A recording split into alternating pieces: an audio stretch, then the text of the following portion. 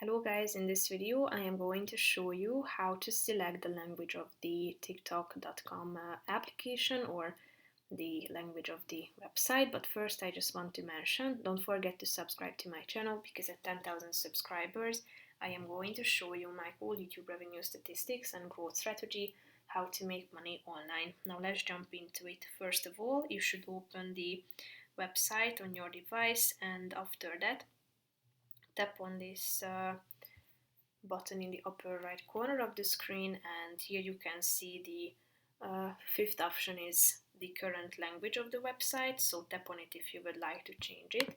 And here you can see a list of all of the languages that you can select from.